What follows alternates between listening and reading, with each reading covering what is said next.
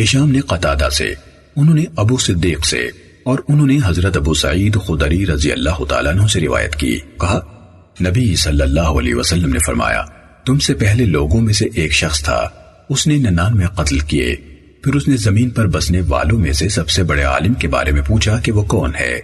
اسے ایک راہب کا پتہ بتایا گیا، وہ اس کے پاس آیا اور پوچھا کہ اس نے 99 قتل کیے ہیں، کیا اس کے لیے توبہ کی کوئی سبیل ہے؟ اس نے کہا نہیں، تو اس نے اسے بھی قتل کر دیا اور اس کے قتل سے 100 قتل پورے کر لیے۔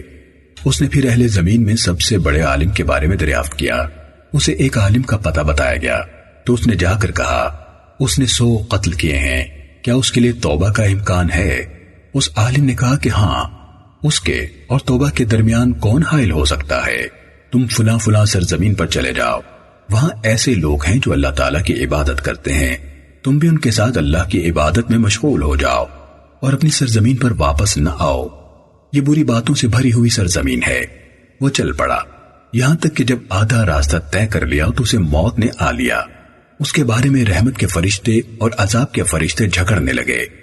رحمت کے فرشتوں نے کہا یہ شخص توبہ کرتا ہوا اپنے دل کو اللہ کی طرف متوجہ کر کے آیا تھا، اور عذاب کے فرشتوں نے کہا اس نے کبھی نیکی کا کوئی کام نہیں کیا۔ تو ایک فرشتہ آدمی کے روپ میں ان کے پاس آیا، انہوں نے اسے اپنے درمیان ثالث مقرر کر لیا۔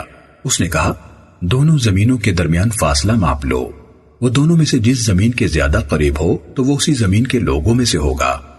انہوں نے مسافت کو ماپا تو اسے اس زمین کے قریب تر پایا جس کی طرف وہ جا رہا تھا، چنانچہ رحمت کے فرشتوں نے اسے اپنے ہاتھوں میں لے لیا۔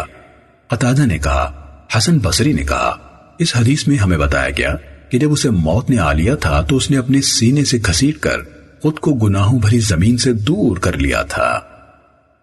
صحیح مسلم حدیث نمبر 7008۔